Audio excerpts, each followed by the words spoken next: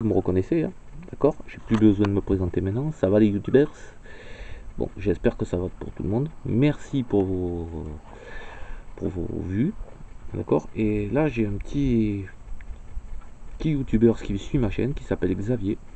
Donc, je lui fais un petit coucou, il se reconnaîtra.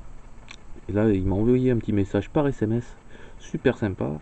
Et ça m'a donné l'idée de faire cette vidéo. Donc, n'oubliez pas de le remercier à la fin de cette vidéo, en dessous là où il y a les commentaires, d'accord, là, sous mon doigt là, voilà, là, donc je vais vous lire son petit message. Donc bonjour, j'adore tes vidéos, sont vraiment claires, bravo, merci, tu es très beau, très mignon, donc je plaisante, voilà.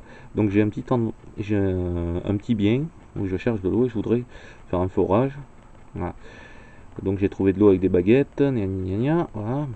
Je voudrais savoir quel type de pendule me conseillez-vous, métal, pierre, bois, peu importe. Voilà. Donc je vais lui répondre tout simplement en public. Et en même temps, ça va vous faire un petit cours sur les pendules. Donc sur les pendules, il y a beaucoup de choses à dire, heureusement. D'accord. Donc il y en a de plusieurs sortes, vous les connaissez, je pense. Vous avez les pendules en bois, vous avez les pendules en fer, vous avez les pendules en métal. En pierre, excusez-moi. J'ai fait un lapsus. Voilà.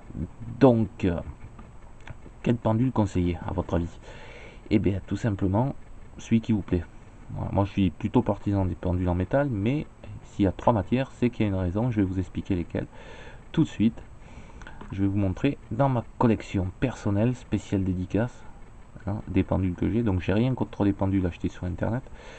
Voilà. Donc, comment choisir un pendule, je vais vous montrer, et comment et différents types de pendules qu'il peut y avoir, en sachant que moi je me fabrique à peu près 80% de mes pendules, je ne les vends pas, d'accord, voilà, je les offre aux gens si ils sont intéressés, voilà, je peux les offrir si quelqu'un vient me consulter ou je sens qu'il a envie d'apprendre, je peux lui offrir un pendule, ça a été déjà le cas pour pas mal de gens, mais ça me fait plaisir. Et donc voilà, donc je vais vous montrer ma petite collection et je vais vous expliquer après les différences entre les pendules et pourquoi utiliser tel pendule plutôt qu'un autre. Voilà, en sachant que chaque pendule, c'est pas parce que vous allez faire une recherche avec un pendule en bois ou une pendule en pierre ou un pendule en ferraille que votre recherche sera forcément fausse en fonction du matériel, c'est pas vrai. Il y a une raison simple, je vais vous expliquer laquelle tout de suite. Donc voici ma petite collection de pendules, d'accord. Voilà, donc comme vous voyez, hein, j'en ai déjà acheté. Ça c'est un que j'ai acheté. Voilà, celui-là aussi c'est un que j'ai acheté, d'accord. Celui-là aussi c'est un que j'ai acheté. Et tous les autres, je les ai fabriqués. Donc vous voyez, on peut vraiment faire des pendules avec n'importe quoi. Là, ça c'est un plomb de pêche. Ok. Que ça marche très très bien. Il est assez lourd. Et ça, j'aime bien les pendules assez lourds. Je vais vous expliquer pourquoi. Ça, c'est un cadeau d'un très très bon ami qui me l'a fabriqué. Donc j'y tiens énormément. Je m'en sers très peu. Mais c'est en cuivre, une barre de cuivre pleine. Voilà. Il y a ce pendule là aussi que je me suis fabriqué qui est une poignée de tiroir et un pendule témoin. D'accord. Voilà, alors pourquoi témoin? Je vais vous montrer parce qu'il se dévisse. Voilà, il se dévisse, donc je vais y arriver d'une main, super. Après pour le revisser, ça sera peut-être une autre histoire, mais on va voir. Voilà, donc hop là, pendule témoin. Hop. Alors qu'est-ce qu'on appelle un pendule témoin? Un pendule témoin, c'est un pendule, en fait, ici vous voyez c'est creux, et là aussi. Voilà, donc ce pendule témoin il me sert surtout quand je fais des recherches de personnes disparues. Je mets un petit touffe de cheveux, si je fais une recherche de personnes disparues, une petite touffe de cheveux là, et puis je suis sur l'itinéraire sur la carte. Voilà, en sachant toujours, en demandant toujours si la personne veut être retrouvée ou pas. Si elle veut pas être retrouvée, là j'arrête ma recherche et je passe à autre chose. Ou alors pour savoir si l'eau est potable ou pas. Ça peut vous arriver en ville, donc c'est utile d'en avoir un, enfin, personnellement je trouve. Ah, c'est utile d'en avoir un parce qu'en ville comme à la campagne, souvent, surtout à la campagne, on a des fosses septiques. Voilà. Et sur les veines basse profondeur, ce qu'on appelle basse profondeur, ce que j'appelle basse profondeur, c'est entre on va dire 4 mètres et 8 mètres de profondeur.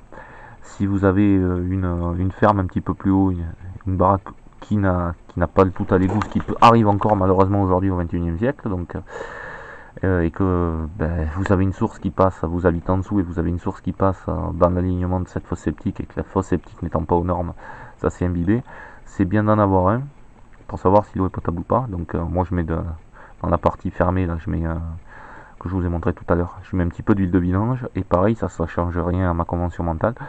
Si l'eau est potable, donc j'y pose la question, oui il va tourner à droite, non il va tourner à gauche. Voilà, donc bon, si elle tourne à gauche, c'est très mauvais signe. Alors pourquoi les pendules en pierre ou en bois? Pour une deuxième raison, très simple, hein, c'est pour les champs électromagnétiques. Parce que l'homme a eu la brillante idée, il y a quelques centaines d'années à peu près, d'inventer l'électricité.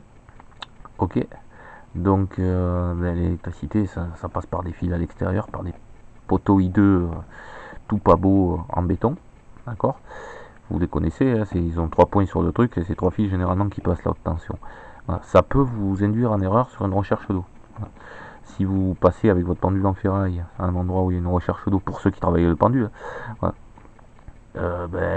que vous êtes au-dessus d'une ligne de haute tension, c'est pour ça qu'il faut toujours demander s'il y a une ligne de haute tension, votre pendule il peut faire un petit peu n'importe quoi ou vous indiquer n'importe quoi, pas à cause de vous, pas à cause de votre convention mentale, mais à cause des contrariétés qu'il y a liées à la ligne à haute tension. Donc c'est toujours bien d'en avoir en pierre. Aussi en pierre, ce qui sert aussi, enfin, moi je m'en sers assez régulièrement, je crois que je vous ai fait une vidéo là-dessus, avec un 7 chakras. 7 chakras, c'est-à-dire c'est un truc comme ça à peu près avec une pointe. Il y a 7 anneaux dessus, ça représente les 7 chakras, c'est pour soigner. Donc on passe aussi sur la personne et on voit où ça déconne, quoi, et où on peut traiter avec les mains ou avec le pendule. Ça, voilà, ça peut servir à ça. Les pendules en bois, c'est la même chose. Ils servent exactement pareil. Là, j'en ai pas, j'en ai un, mais je l'ai dans ma voiture et étant pas dans ma voiture et étant loin de ma bagnole surtout. Je peux pas vous le montrer, mais c'est un plomb c'est un bouchon de pétanque, hein, voilà, donc tout simplement attaché avec une ficelle. Voilà, bon, après, bon, le mien vous le connaissez, hein, c'est pareil, c'est une poignée de tiroir que j'ai bricolé. Donc voilà, ça c'est pareil pour choisir son pendule ou pour acheter son pendule sur internet. Après c'est une question de bourse, hein, faut pas se leurrer, mais prenez toujours un pendule qui vous tape dans l'œil. Voilà, prenez-en deux, mais deux qui vous tapent dans l'œil parce que vous allez travailler avec lui. Je vais dire presque qu'il vous appelle, vous le prenez. Après, ça dépend des bourses, bien entendu. Vous n'allez pas investir dans un pendule à 500 euros dans X ou Y site, ça ne sert strictement à rien. Si vous pouvez vous les fabriquer, c'est mieux. Moi, c'est pour ça que je me suis fabriqué celui-là. C'était une poignée de porte de chez un ami quand j'ai fait le déménagement. Il avait de jolies poignées de porte et j'ai dit, tiens, je t'en pique une. Et voilà, donc j'en ai fait. Je me le suis fabriqué, il va très bien. Deuxième petit point aussi que je trouve important, c'est quand vous avez un pendule, faites-le, prenez des pendules assez lourds. Voilà.